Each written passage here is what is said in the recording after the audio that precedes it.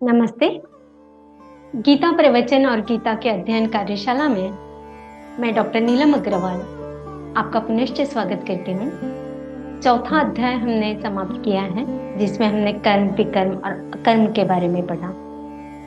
आज हम संन्यास योग और कर्म योग इसके बारे में आगे देखेंगे। 5वां अध्याय शुरू हो रहा है। विनोबा जी कहते हैं, बाह्य कर्म मन का दर्पण है। संसार बड़ा भयानक है। बहुत बार उसे समुद्र की उपमा दी जाती है। समुद्र में जहां देखिए पानी ही पानी दिखाई देता है। वही हाल संसार का है। संसार सर्वत्र भरा हुआ है। यदि कोई व्यक्ति घर बार छोड़कर सार्वजनिक सेवा में लग जाता है तो वहां भी उसके मन में संसार अपना अड्डा जमाए बैठा मिलता है। कोई यदि गुफा में जाकर बैठ जाए तो भी उसकी बित्ते भर लंगोटी से संसार ओतप्रोत रहता है। वह लंगोटी उसकी ममता का सार सर्वस्व बन बैठती है। जैसे छोटे से नोट में 1000 रुपए भरे रहते हैं, वैसे ही उस छोटी सी लंगोटी में भी अपार आसक्ति भरी रहती है। घर प्रपंच छोड़ा, विस्तार कम किया तो इतने से संसार कम नहीं हो जाता। 10/25 कहो या 2/5, दोनों का मतलब एक ही है।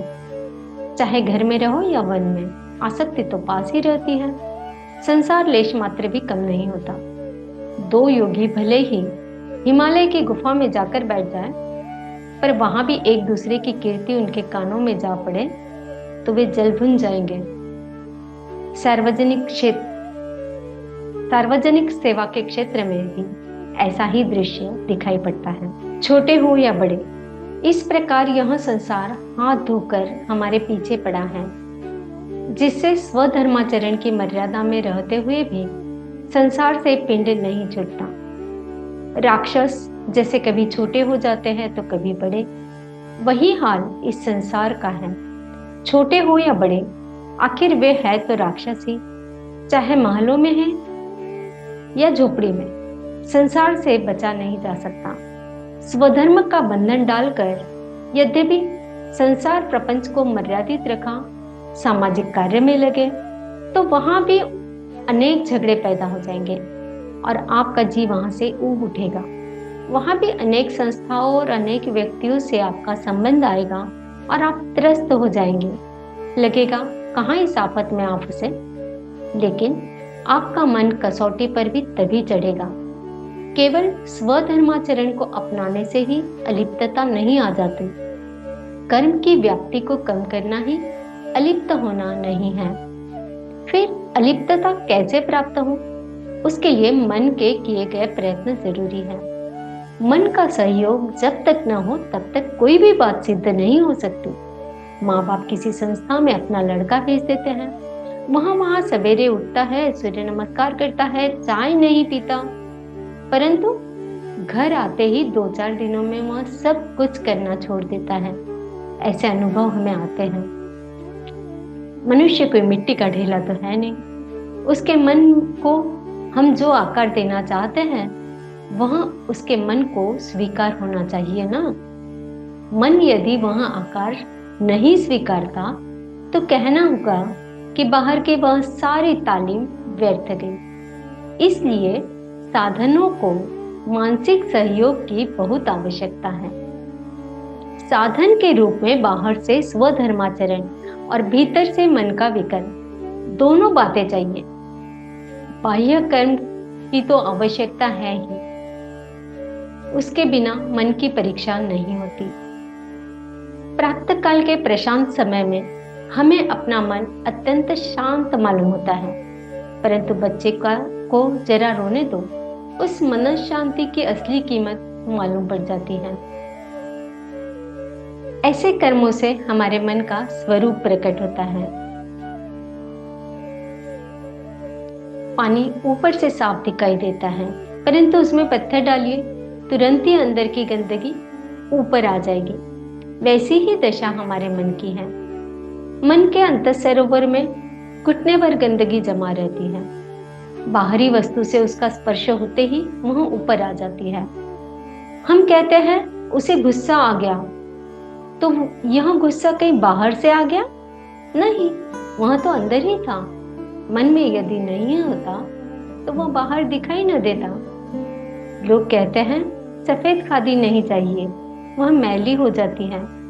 रंगीन खादी मैली नहीं होती। मैली तो वह भी होती है, हाँ, दिखाई नहीं देती। सफेद खादी का मैल दिख जाता है। माँ कहती है मैं मैली हो गई हूँ, मुझे धो। यह बोलने वाली खादी लोगों को पसंद नहीं आती। इसी तरह हमारा कर्म भी बोलता है। कर्म ये बतला देता है कि आप क्रोधी है, स्वार्थी है या कुछ और है। कर्म वह दर्पण है जो हमारा स्वरूप हमें दिखा देता है। अतः हमें कर्म का आभार मानना चाहिए। दर्पण में यदि हमारा चेहरा मैला कुचला दिखाई दे तो क्या हम उसे फूट डालेंगे? नहीं, उल्टा उसका आभार मानेंगे। मुंह धोकर फिर उसमें चेहरा देखेंगे। इसी तरह यदि कर्म की बदौलत हमारे मन की गंदगी, कचरा बाहर आता है तो क्या इसलिए हम कर्म करना टालेंगे? कर्म को टालने से क्या हमारा मन निर्मल हो जाएगा? अतः कर्म करते रहें और निर्मल होने का उत्तरोत्तर हमें प्रयत्न करते रहना चाहिए। कोई मनुष्य गुफा में जा बैठता है, वहां उसका किसी से भी संपर्क नहीं रहता। वहां समझने लगता है कि अब मैं बिल्कुल शांत चित्त हो गया हूँ। परंतु गुफा छोड़कर उसे किसी के यहाँ भोजन के लिए जाने दीजिए। वहां कोई छोटा बच्चा दरवाजे की साकल बजाता है। वहां बाल ब्रह्म तो उस नाद ब्रह्म में तल्लीन हो जाता है, परंतु उस निष्पाप बच्चे का वहां साकल बजाना उस योगी को सहन नहीं होता। वह कहता है बच्चे ने क्या खटपट लगा रखी है। गुफा में रहकर उसने अपने मन को इतना कमजोर बना लिया है कि जरा सी भी धक्का उसे सहन नहीं होता। जरा खटखट हुई कि बस उसकी शांति डिगने लगती है। मन की ऐसी दुर्बल स्थिति अच्छी नहीं। सारांश यह है कि अपने मन का स्वरूप समझने के लिए कर्म बड़े काम की चीज है। जब दोष दिखाई देंगे तो वे भी दूर किए जा सकेंगे। यदि दोष मालूम ही न हो तो प्रगति रुकी, विकास समा। कर्म करेंगे तो दोष दिखाई देंगे, उन्हें दूर करने के लिए विकर्म की योजना करनी पड़ती है।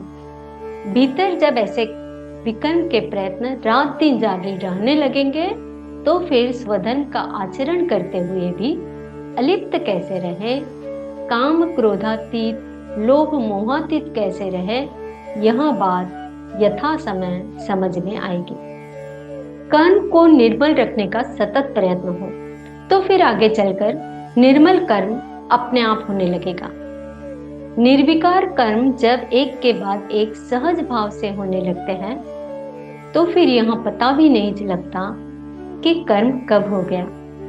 जब कर्म सहज हो जाता है तो वह अकर्म हो जाता है। सहज कर्म को ही अकर्म कहते हैं। यह हमने चौथे अध्याय में देख लिया है। कर्म अकर्म कैसे होता है सो संत चरणों में बैठने से मालूम होगा। यह भी भगवान ने चौथे अध्याय के अंत में बता दिया है।